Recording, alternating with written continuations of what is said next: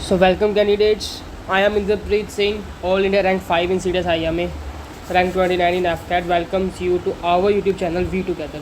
तो हम ये वीडियो लेके आए हैं CDS, FCAT and many other competitive exam के एस्पिरेंट्स के लिए, जिसमें हम जानेंगे सुप्रीम कोर्ट के बारे में। इसमें हमने लिया है कुछ इंपॉर्टेंट क्वेश्चंस और क्वेश्चंस के साथ साथ हम देखते चलेंगे इसके बेसिक्स।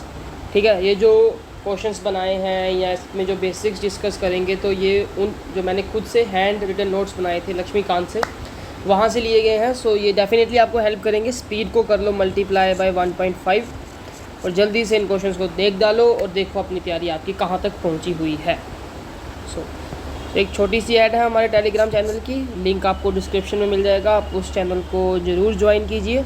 इसमें आपको करंट अफेयर जीएस के क्विज़ मिलेंगे एंड आप कोई भी मेरे को पर्सनली डीएम कर सकते हो, doubts relating to your return और रिलेटेड टू योर एसएसबी वो जान सकते हो। उसके बारे में आपको जो भी नेसेसरी गाइडेंस होगी वो मिल जाएगी। ठीक है, मेंटरशिप, इसके बारे में आगे देखते हैं, आगे चलते हैं। सो ये है हमारा पहला test. India has integrated judicial system. Integrated judicial system का मतलब है जैसे supreme court, then high court, then district court, session courts, इस तरह से। ठीक है, इसे बोलेंगे integrated judicial system which succeeded the federal court of India. पहले क्या हुआ करता था, फेडरल कोर्ट ऑफ इंडिया जो इस्टेब्लिश हुआ था under government of India act 1935। जो फेडरल कोर्ट ऑफ इंडिया था वो एग्जिस्ट करता था हमारा जनवरी 28, 1950 1950 तक। इस तारीख से हमने अपना सुप्रीम कोर्ट बना लिया एंड सुप्रीम कोर्ट ने वह करना शुरू कर दिया। आर्टिकल 124 टू 147 ऑफ पार्ट 5 ये हमारा डील करता है विद सुप्रीम कोर्ट। ठीक है, एक बार एक क्वेश्चन में स्टेटमेंट थी कि पार्लियामेंट के पास पावर नहीं होती है रेगुलेट करने की सुप्रीम कोर्ट को। नहीं, पार्लियामेंट हैज़ पावर। पार्लियामेंट के पास पावर है to regulate the supreme court. ठीक है, सो ये था पहला क्वेश्चन। तो चलते हैं अगले सवाल पर। तो ये है हमारा अगला सवाल, विच of the following statement is not correct. Pardon my hand writing, मेरी हैंड राइटिंग इतनी अच्छी नहीं है। पहली स्टेटमेंट पढ़ते हैं, CGI is appointed by president after consultation with other जजेस। ये सही है स्टेटमेंट भाई, इसमें कुछ कमी नहीं है ना। अगली स्टेटमेंट पढ़ते हैं, अदर जजेस of the supreme court is appointed by president after consultation with CGI which is obligatory. ये भी सही है, इस स्टेटमेंट में भी कोई दिक्कत नहीं है। इन बिगिनिंग मतलब जब हमने सुप्रीम कोर्ट की स्थापना कर दी, इंडिया हैज़ 8 सुप्रीम कोर्ट जजेस इंक्लूडिंग CGI। ठीक है, ये भी एकदम सही है कि जब हमने अपना, जैसे अभी हमने डेट देखी पीछे चल, ये डेट पे जब हमने अपना सुप्रीम कोर्ट बनाया था तब हमारे पास 8 सुप्रीम कोर्ट के जजेस थे इंक्लूडिंग CGI। मतलब सात हमारे नॉर्मल जजेस थे प्लस एक हमारा CGI था, चीफ जस्टिस ऑफ इंडिया। आज के टाइम पे now India has 34 supreme courts जजेस। सॉरी, सुप्रीम कोर्ट तो एक ही होता है, सुप्रीम कोर्ट जजेस एक्सक्लूडिंग CGI। ये गलत है भाई, ये स्टेटमेंट हमारी गलत है। मतलब इसका आंसर ये है, हमें इनकरेक्ट बतानी थी तो आंसर ये हो गया।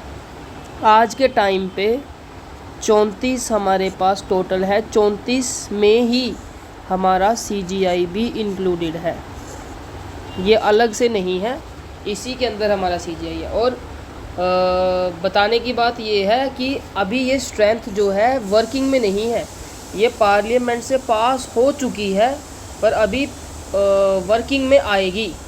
ठीक है, अभी जो स्ट्रेंथ चल रही है वो 30 पे ही चल रही है। ठीक है, सो 30 हमारे जजेस हैं प्लस एक CGI है। और जो मंजूरी है वो ये मंजूरी मिली है कि अभी जजेस को कर देंगे 33 प्लस एक हमारा CGI रहेगा, टोटल हो जाएगी 34। ये मंजूरी मिल चुकी है पर अभी वर्किंग में, मतलब अभी इम्प्लीमेंटेशन में इसका कार्य अभी चलेगा, जितना टाइम भी लगेगा, है ना। ठीक है, आगे चलते हैं। थर्ड क्वेश्चन पढ़ते हैं। We know that sole opinion of the CGI does not contribute to the consultation process ठीक है। सीजीआई जो है वो अकेला ही कंसल्टेशन नहीं कर देता कि भाई ये बंदा मेरे को सुप्रीम कोर्ट का जज चाहिए, ऐसा नहीं है। पूरा एक कमेटी बैठती है, उस कमेटी को हम कॉलेजियम बोलते हैं। प्रेसिडेंट, ये पी फॉर प्रेसिडेंट है, president should consult A collegium of 4। ठीक है, इसमें कितने हैं? 4 सीनियर मोस्ट जजेस होते हैं। ठीक है, और आगे क्या लिखा है? 4 सीनियर मोस्ट जजेस, इवन इफ़ 2 जजेस gives a adverse opinion he should not send the recommendation. 4 में से अगर 2 ने भी बोल दिया कि नहीं होगा, 2 ने बोल दिया ठीक है ये बंदा पास है फॉर सुप्रीम कोर्ट जज, पर 2 ने बोल दिया कि नहीं भाई नहीं, ये बंदा नहीं चाहिए हमें एज ए सुप्रीम कोर्ट जज, तो प्रेसिडेंट उसको ना कर देगा। प्रेसिडेंट उसे आगे फॉरवर्ड, उस जो रिप्रेजेंटेशन है उसको आगे फॉरवर्ड नहीं करेगा। ठीक है, इसमें एक छोटी सी बात जो मतलब आप याद रख सकते हो कि अंडर 99th कॉन्स्टिट्यूशनल अमेंडमेंट 2014 जो है उसने एक कमेटी बनाई थी, कमीशन बनाया था, नेशनल जुडिशियल अपॉइंटमेंट कमीशन। ठीक है, 2014 बोल सकते हो इस कमीशन को आप। ये कमीशन बनाया था पार्लियामेंट ने कि जो ये कॉलेजियम है 4 बंदों वाला, इसे हटा देते हैं। पर जब ये पास वास हो गया तो सुप्रीम कोर्ट ने इसे इनवैलिड कर दिया। इनवैलिड कर दिया है कि ये जुडिशरी की इंडिपेंडेंस को हार्म कर रहा है। ठीक है, और एक चीज़ और है कि जो मोस्टली जो है हमारा सीजीआई है वो हमारा सीनियर मोस्ट जो सुप्रीम कोर्ट का जज होगा वही बनता है। मतलब ये ऐसा कुछ कहीं लिखा नहीं है, पर ये टाइम के साथ ये चीज़ डेवलप हो चुकी है। ठीक है, आगे चलते हैं, ये पढ़ते हैं। Which of the following is not the eligibility for to become the supreme court जज। ठीक है, पहला should be citizen of India, सही है भाई, ये तो होना ही चाहिए। शुड बी जज of supreme court for 5 years, ये भी होना चाहिए। Should be an advocate of high court for 10 years, sorry. Single high court का भी चल सकता है और हाई कोर्ट्स इन सक्सेशन वो भी चल सकता है, अलग अलग हाई कोर्ट्स का कॉन्टीन्यूसली 10 साल के लिए, ये भी सही है। Should be a disguise jurist in the opinion of the president only, ये भी सही है। Should be a minimum of 55 years old, ऐसा नहीं है भाई, ये गलत स्टेटमेंट है कि should be of minimum of 55 years old, ऐसा कुछ मिनिमम कोई सीन नहीं बताया हुआ हमें। ठीक है, कि इतने साल का होना ही चाहिए, ऐसा कुछ नहीं है, ये गलत चीज़ है। तो यही हमारा इस क्वेश्चन का आंसर है। बाकी ये जो 4 हैं ये हमारी एलिजिबिलिटी है टू बिकम द जज ऑफ द सुप्रीम कोर्ट। ठीक है, ओके, ये पिछला कौन सा क्वेश्चन था? 4th। अब हम कर रहे हैं 5th क्वेश्चन। सो इसको पढ़ते हैं एक बार। सुप्रीम को जज of the supreme court has dash term up to the age of 65 years। देखो इसकी कोई फिक्स टर्म नहीं होती, नो फिक्स टर्म। ठीक है, जज जो सुप्रीम कोर्ट का जज होता है उसकी कोई फिक्स टर्म नहीं है, no fix term up to the age of 65 years। 65 years तक, मान लो कोई 40 साल की उम्र तक, 40 साल की उम्र में सुप्रीम कोर्ट का जज बन जाता है हाइपोथेटिकली, तो वो हमारा 25 साल तक सुप्रीम कोर्ट का जज रहेगा, क्योंकि उसका मिनिमम कुछ बताया ही नहीं है कि भाई 5 साल करके, जैसे प्रेसिडेंट 5 साल के बाद दोबारा करते हैं, है ना, हमारे लोकसभा के इलेक्शन 5 साल के बाद आ जाते हैं, पर ऐसा कुछ सुप्रीम कोर्ट में नहीं बताया। 65 years बताया कि भाई एक बार बन गया तो 65 साल तक बना रहेगा। ठीक है, जज of the supreme court can resign by writing to president. अगर अपॉइंट प्रेसिडेंट ने किया है तो रिज़ाइन भी तो प्रेसिडेंट को ही करेगा, अपनी ओथ भी प्रेसिडेंट को देगा। जो हमारा जज होता है ना सुप्रीम कोर्ट का, हमारा जज होता है सुप्रीम कोर्ट का, ये अपॉइंट करता है इसे प्रेसिडेंट, ये रिज़ाइन करता है प्रेसिडेंट को, ये ओथ भी देता है प्रेसिडेंट को। Can be removed by dash on recommendation of dash supported by dash majority of each house of the parliament. ये थोड़ा सा ट्रिकी क्वेश्चन है। Can be removed by president on the recommendation of parliament supported by special majority. अभी हम जानेंगे special majority क्या होती है। लास्ट क्वेश्चन डिस्कस कर लेते हैं ये वाला, फिर इसके बाद जानते हैं स्पेशल मेजोरिटी क्या बला का नाम है। Resolution for the removal of जज of supreme court is signed by 100 members in Lok Sabha and 50 members in Rajya Sabha. ठीक है, सो होपफुली आपको ये चीज़ समझ आई होगी कि किस तरह से हम उसे, ये फिल इन द ब्लैंक्स आपको समझ आए होंगे। अभी हम जानेंगे स्पेशल मेजॉरिटी के बारे में। स्पेशल मेजॉरिटी में दो कंडीशन होती हैं, एक total majority of the house.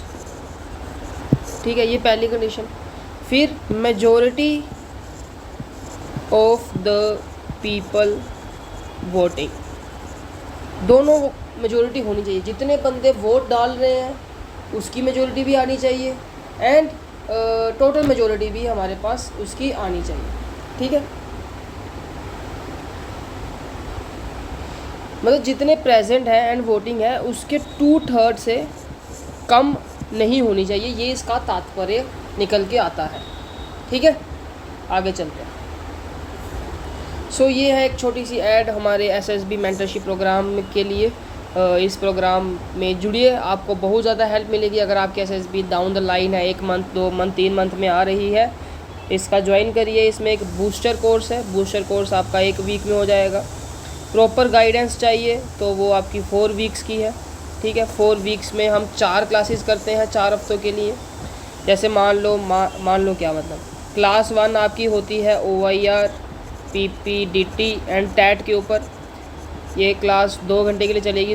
उस 2 घंटों में आपको प्रॉपर बताया जाएगा कि आपको क्या चीज़ें करनी है पिक्चर परसेप्शन में, कैसे लिखना है, कैसे एक्सप्रेस करना है, नरेशन में क्या चीज़ों का ध्यान रखना है, GD में क्या चीज़ों का ध्यान रखना है। फिर टैट का बताया जाएगा कि टैट में आपको क्या चीज़ किस तरह से लिखनी है, किस तरह से रिप्रेजेंट करनी है, अपनी हॉबीज़, अपने इंटरेस्ट, अपना बैकग्राउंड, अपनी अचीवमेंट्स, इन सब को कैसे स्टोरी का फॉर्म देना है, वो सब चीज़ सिखाई जाएंगी। फिर पूरे 1 वीक के लिए आपको रेगुलर स्टोरी प्रैक्टिस करवाई जाएगी, उसका एनालिसिस प्रोवाइड किया जाएगा कि इन स्टोरीज़ को आप और अच्छा कैसे कर सकते हो। आपका मॉक इंटरव्यू लिया जाएगा, आपका टैट वैट SRT सबका एनालिसिस प्रोवाइड किया जाएगा। जो चीज़ें मैंने विद टाइम डेवलप करी कि ये चीज़ें करने से हेल्प मिलती है इन SSB, वो चीज़ें आपको सिखाई जाएंगी। सो फॉर प्रॉपर नॉलेज, मतलब जो भी आप इसके बारे में और जानना चाहते हैं तो आप टेलीग्राम पे DM कर सकते हैं। ठीक है, आगे चलते हैं। अभी हम जानेंगे कि इसका क्या है प्रोसीजर, क्या है removal of the supreme court of the जज। सबसे पहले तो ये किस एक्ट के अंदर आता है? ये आता है जजिस इंक्वायरी एक्ट 1968। इस एक्ट के अंतर्गत इसकी इम्पैक्टमेंट का प्रोसीजर लिखा हुआ है। सबसे पहला स्टेप है 100 मेंबर्स ऑफ लोकसभा या फिर 50 मेंबर्स ऑफ राज्यसभा साइन करेंगे एक लेटर के ऊपर, मतलब एक साइन करेंगे एक मोशन के ऊपर कि भाई हमें ये बंदा, ये सुप्रीम कोर्ट का जो जज है, इसे रिमूव करना है। ठीक है, तो अपने लोकसभा वाले दे देंगे स्पीकर को वो मोशन साइन करके, राज्यसभा वाले दे देंगे चेयरमैन को। चेयरमैन कौन होता है इसका? Vice president. सेकंड, फिर स्पीकर इसे एक्सेप्ट भी कर सकता है और रिजेक्ट भी कर सकता है। स्पीकर या चेयरमैन की मर्ज़ी है कि मैं इसको आगे भेजूँ ना भेजूँ। मान लो भेज दिया, अगर तो नहीं भेजा तो ख़त्म, पर अगर भेज दिया तो उसके बाद क्या होगा? उसके बाद ये बनाएगा 3 मेंबर की कमेटी। ठीक है, फिर ये बनाता है 3 मेंबर की कमेटी। मान लो इस कमेटी में कौन कौन होते हैं 3 मेंबर? एक तो होगा CGI, पर मान लो CGI के ऊपर ही इंक्वायरी चल रही है तो फिर वो लेगा सुप्रीम कोर्ट का सीनियर मोस्ट जज। ठीक है, एक होता है इसमें chief justice of high court या हाई कोर्ट का जज, जैसा भी आप कह लो। ठीक है, तीसरा होता है इसमें डिस्गाइज्ड ज्यूरिस्ट, मतलब एक बहुत अच्छा डिस्टिंग्विश्ड ज्यूरिस्ट कह सकते हैं उसे, कि जो बहुत अच्छा आदमी है, मतलब इन द नज़र of the peoples of the parliament और द प्रेसिडेंट। ठीक है, तो ये 3 बंदे रहते हैं इसके अंदर। ठीक है, उसके बाद चलते हैं इसमें, फिर ये 3 मेंबर की कमेटी रिसर्च करती है कि जो इस पे जो आरोप लगे हैं वो आरोप सिद्ध है कि नहीं है। मान लो कमेटी ने मान लिया इसे गिल्टी, तो कमेटी गिल्टी करते ही मोशन भेज देगी हाउस के पास वापस। फिर हाउस इसे वोट करेगा स्पेशल मेजॉरिटी से। फिर दोनों हाउस इस पे वोट करेंगे। सबसे पहले जिस हाउस ने भेजा है वो इस पे वोट करेगा, ठीक है, मान लो लोकसभा ने भेजा है तो लोकसभा पहले इस पर वोट कर लेगा, फिर लोकसभा भेज देगा राज्यसभा को, फिर राज्यसभा भी स्पेशल मेजोरिटी पे वोट करेगा। मान लो दोनों ने यस कर दी, फिर कुछ बचा नहीं है, फिर हमारे प्रेसिडेंट साहब को साइन करना ही पड़ेगा और बंदा हमारा सुप्रीम कोर्ट का जज रिमूव हो जाएगा। और एक फैक्ट ये है कि आज तक कोई भी हमारा सुप्रीम कोर्ट का जज रिमूव नहीं हुआ है, ठीक है। सो 7th में कुछ चीज़ें हमें यहाँ पे वो कर सकते हैं, मतलब पढ़ सकते हैं, या मैं आपको बता सकता हूँ, आपको थोड़ी बहुत मदद मिल जाएगी इससे, और कुछ ज़्यादा नहीं है इसमें, ठीक है। सबसे पहली स्टेटमेंट हमें कहती है कि प्रेसिडेंट, सॉरी चला क्यों नहीं पेन हमारा पेन चला नहीं चला। प्रेसिडेंट कैन अपॉइंट जज of supreme court as an acting chief justice, ठीक है। प्रेसिडेंट जो है वो किसी भी सुप्रीम कोर्ट के जज को acting chief justice of India बना सकता है। क्यों बना सकता है? जब हमारा original chief justice of India छुट्टी पे चला गया हो, देश से बाहर गया हो, इमीडिएट रिज़ाइन कर गया हो, कुछ भी चीज़ हो सकती है ना, दिक्कत आ सकती है भाई। तो उस चीज़ के दौरान वो ध्यान रखेगा कि हमारा acting chief justice of India कौन बन रहा है, कौन करेगा? प्रेसिडेंट करेगा। सेकंड स्टेटमेंट हमें कहती है एडहोक जज इज़ अ हाई कोर्ट जज appointed by chief justice of India to the supreme court जज after consultation with the president respective जज on temporary basis. Second statement में हम जानेंगे एडहोक जज के बारे में। एडहोक जज वो जज होते हैं जो अभी तो हाई कोर्ट में काम कर रहे हैं पर टेम्पररी बेसिस में उसे हम सुप्रीम कोर्ट पे ले आए। ये लाता कौन है? चीफ जस्टिस ऑफ इंडिया लाता है। ये कंसल्ट करता है प्रेसिडेंट के साथ और कंसल्ट करता है उस जज के साथ जिसे ला रहे हैं। उसे पूछेगा ना भाई तो यार तेरी ज़रूरत है तो आएगा, वो बोलेगा भाई आ जाऊँगा, मेरे को सैलरी बढ़ेगी, वो बोलेगा यार सैलरी बढ़ा देंगे तेरी। अगर तू हाई कोर्ट से आके सुप्रीम कोर्ट में जितनी देर तक काम करेगा तेरी सैलरी उतनी देंगे, ठीक है। तो आ जाता है, फिर वो प्रेसिडेंट से बात करता है, प्रेसिडेंट बोलता है दे देंगे पैसा यार, तो फिर वो इंडक्ट कर लेते हैं, ठीक है। बाकी जोक्स अपार्ट, पैसे के लिए नहीं आते यार, ये सर्विस करने आते हैं, ठीक है। थर्ड स्टेटमेंट हम पढ़ेंगे chief justice of India can request जज of supreme court retired to again act as a जज ऑफ द सुप्रीम कोर्ट और हाई कोर्ट, ठीक है। चीफ जस्टिस ऑफ इंडिया अगर किसी रिटायर्ड जज है ना, कोई रिटायर हो गया जज सुप्रीम कोर्ट का या फिर हाई कोर्ट का, उन्हें वापस बुला सकता है सुप्रीम कोर्ट या फिर हाई कोर्ट में।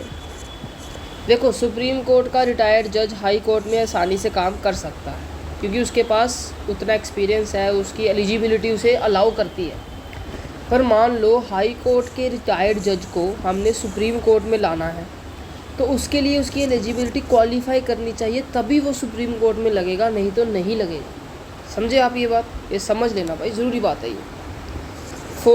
फोर्थ हम जानते हैं। फोर्थ पॉइंट में मैं क्या कहना चाह रहा हूँ, कॉन्स्टिट्यूशनल केस और references made by president under article 143 are decided by bench consisting of at least 5 जजेस, माफ़ करिएगा।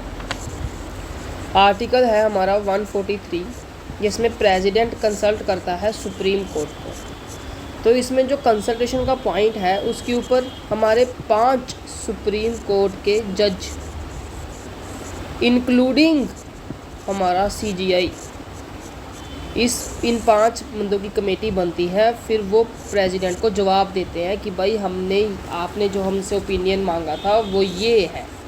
अकेला चीफ जस्टिस ऑफ इंडिया नहीं बात कर लेता कि भाई ये है ये कर लो, नहीं, 5 बंदों की पूरी कमेटी बैठेगी, बातचीत होगी एंड देन वो बताएंगे। फिर एक नॉर्मल सी चीज़ आप याद रख सकते हो कि जो सैलरीज है ना इनकी, CGI वगैरह या फिर ये सुप्रीम कोर्ट के जज होते हैं जो, ये सैलरी इनकी consolidated fund, I am little weak in English, so consolidated fund of India में चार्ज होते हैं। Isn't it? Everything clear? So let's move to the next question which is the 8th question of our series मतलब of our this video. So इसमें हम जानेंगे which of the following is not correct regarding the exclusive original jurisdiction. Exclusive मतलब कि सिर्फ हमारे इसके पास है, क्या कहते हैं, सुप्रीम कोर्ट के पास है यार। एक्सक्लूसिव जुरिडिक्शन जो है ना हमारी, ये सिर्फ इस पर सुप्रीम कोर्ट ही काम करता है, ठीक है। और ओरिजिनल मतलब इसकी सबसे पहली बात में इसे कंसल्ट किया जाता है, ठीक है, सबसे पहले नंबर पर, कि मतलब कोई और काम है उसे रोका जा सकता है पर इसको सबसे पहले देखा जाएगा। तो इसके अंदर क्या क्या सही है, क्या क्या गलत है। It belong to supreme court only, बिल्कुल सही है ये statement. Concern between state centre and states and states and states, ये भी सही है। Private citizen case is not considered under this, ये भी सही है। प्राइवेट सिटीजन का केस इसके अंदर नहीं आएगा। नन ऑफ द अबव, मतलब ये इसका आंसर है, बिकॉज इसमें सारी स्टेटमेंट्स करेक्ट थी, कोई भी स्टेटमेंट इसमें गलत नहीं है, ठीक है। समझ गए आप लोग, समझ आना चाहिए, अच्छी बात, अच्छे बच्चे आप। So writ jurisdiction of the supreme court is wider than high court. जो सुप्रीम कोर्ट है वो सिर्फ फंडामेंटल राइट्स के लिए अपनी रिट को इशू करता है, पर जो हाई कोर्ट है वो अलग other matters than the fundamental rights, उसके लिए भी रिट्स को इशू कर सकता है, ठीक है। So supreme court issue writ under article 32 constitutional remedies and high court issue under 226। ये आर्टिकल्स आप याद कर सकते हो, आपको मदद मिलेगी। उसके बाद हम अब कर रहे हैं मैच द फॉलोइंग, तो it's may be last question, no one more question, तो this is last question. Habeas corpus कैसे याद रखेंगे, H having a body, mandamus command, double M command, prohibition stay order, certiorari to be certified, to quash, to cancel, ये सभी इसी के हैं, ठीक है। क्यो वारंटो बाय व्हाट अथॉरिटी। अब थोड़ा हल्का इसके बारे में जान लेते हैं कि क्या चीज़ है हैबियस कॉर्पस। हैबियस कॉर्पस का मतलब होता है कि जिस बंदे को, sorry for the break, call आ गई थी। सो हैबियस कॉर्पस हम जान रहे थे, हैबियस कॉर्पस का मतलब है हैविंग अ बॉडी। इसमें सुप्रीम कोर्ट या फिर हाई कोर्ट ये इशू क्यों करते हैं, ये पर्सन को ऑथराइज़ करती है। जैसे मान लो किसी ने किसी पर्सन को डिटेन कर लिया है, पुलिस ने कर लिया है या प्राइवेट सिटीजन ने भी किया है, तो उसे आपको रिपोर्ट करना होगा टू द कोर्ट कि आपने इसे अरेस्ट किया है या अपने पास डिटेन्ड किया है, क्यों किया है, किस रीज़न पे किया है। फिर अपना कोर्ट डिसाइड करेगा कि इसको आप कस्टडी में रख सकते हो या नहीं रख सकते हो। फिर मैंडेमस है कमांड, इसका मतलब है ये writ supreme court and high court को पावर देती है कमांड करने के लिए किसी पर्सन को या किसी बॉडी को या किसी अथॉरिटी को, किसी कमेटी को काम करने के लिए। जैसे पर वो पोजीशन जो है हमारी कॉन्स्टिट्यूशनल होनी चाहिए या स्टैट्यूटरी होनी चाहिए, ठीक है। जैसे मान लो आप किसी पोजीशन पे अपॉइंटेड हो under the constitution of India और आप वो काम नहीं कर रहे, तो बाय यूजिंग दिस रिट आपको कमांड करेंगे कि आप वो काम कीजिए, ठीक है। और एक चीज़ और है कि ये प्रेसिडेंट एंड गवर्नर पे एप्लीकेबल नहीं है। देन प्रोहिबिशन एंड सैरेटोरी जो है ये जुडिशरी से रिलेटेड है। प्रोहिबिशन है कि सुप्रीम कोर्ट रोक सकता है हाई कोर्ट को या फिर उससे लोअर कोर्ट्स को कि आप ये इस केस के ऊपर प्रोसीडिंग ना कीजिए। प्रोहिबिशन मतलब है रोकना, कि अभी काम कर रहा था उस पर हाई कोर्ट या फिर लोअर कोर्ट उस पर काम कर रहे थे और उसके जो, जैसे मान लो लोअर कोर्ट को हाई कोर्ट भी मना कर सकता है। जैसे लोअर कोर्ट कोई काम कर रहा था, उसे हाई कोर्ट ने मना कर दिया कि भाई तू ये काम मत कर, ये मेरे पास आने दे, तेरे पास इतनी पावर नहीं है। सैरेटोरी है कैंसिल करना, क्वैश करना, कि लोअर कोर्ट ने कोई डिसीजन दे दिया था, उसे हाई कोर्ट ने मना कर दिया कि भाई ये नहीं, ये गलती से डिसीजन पास हो गया है। लोअर कोर्ट्स या जो हमारे डिस्ट्रिक्ट कोर्ट्स हैं उनके पास इतनी अथॉरिटी नहीं है कि वो इस क्वेश्चन का जवाब या इस केस को सोल्व कर सकें। वैसे ही supreme court for high court भी कर सकता है। क्यू वारंटो हमें देता है किसी प्रोसीडिंग, जैसे मतलब legality of the public claim, proceeding कह लो या लीगैलिटी कह लो, कि क्यू वारंटो के अंदर कि जैसे मान लो कोई पर्सन है वो क्लेम करता है किसी किसी बॉडी का या किसी पोस्ट का या किसी अथॉरिटी का, उस क्लेम को चेक करने के लिए कि ये क्लेम सही है या गलत है, तो check the legality of the claim, quo warranto और इसको इशू किया जाता है। इसकी कुछ वो हैं, मतलब इसके अंदर कुछ कंडीशंस है। एक तो ये पब्लिक होना चाहिए, मतलब गवर्नमेंट ऑफ इंडिया के अंदर ये पोस्ट होनी चाहिए या ये सीट होनी चाहिए। फिर जो ऑफिस है वो सिर्फ प्रॉफिटेबल नहीं, वर्केबल होना चाहिए, मतलब उसका जो काम है वो सर्वेंट वाला होना चाहिए, पब्लिक सर्वेंट जैसे हम बोलते हैं वो वाला काम। थर्ड है इसके अंदर वही कॉन्ट्रावेंशन, कॉन्स्टिट्यूशन के अंदर उसका वो होना चाहिए, आर्टिकल या शेड्यूल आर्टिकल होना चाहिए उस पोस्ट का, उसका प्रावधान होना चाहिए कि इस आर्टिकल के अंदर आपको अपॉइंट किया जाता है, उनके अगेंस्ट हम क्यू वारंटो इशू कर सकते हैं। Okay, then the last, so this threes are okay, ये तीन ही है भाई, ठीक है। सो आगे चलते हैं। So disputes regarding the election of president and vice president is decided by supreme court. जो कंडक्ट होते हैं वो हमारा इलेक्शन कमीशन करवाता है, पर जो डिस्प्यूट्स होते हैं वो सुप्रीम कोर्ट रिजोल्व करता है, ठीक है। वैसे ही आप बताओ कि who solves the disputes of MLAs के जो अगर इलेक्शन में डिस्प्यूट आ गए तो कौन सोल्व करेगा, एमपीज़ के इलेक्शन में अगर डिस्प्यूट आ गए तो कौन सोल्व करेगा, ठीक है। यही क्वेश्चन है कि disputes regarding the election of MPs MLAs is resolved by, कौन रिजॉल्व करेगा, इसका जवाब कौन देगा, आप लोग दोगे, कहाँ दोगे, कमेंट में दोगे। तो यार ये एक रो सी वीडियो थी आपके लिए, मेरे लिए भी ज़्यादा कुछ एफर्ट नहीं डाले थे, मुझे को पता है इस वीडियो में मैंने जस्ट जल्दी लिख के बना दिया था। So even if this video help you even 1%, please like करो यार, लाइक करोगे तो थोड़ा मोटिवेशन बनेगा और अच्छी क्वालिटी में फिर वीडियोस लाएंगे, ठीक है।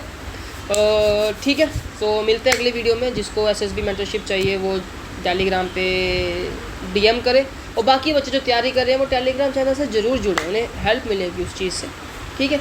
सो कुछ चीज़ें अगर रह गई होंगी इस टॉपिक से related, I will put it on our Telegram channel, will help you. So मिलते हैं अगली क्लास में। Thank you so much.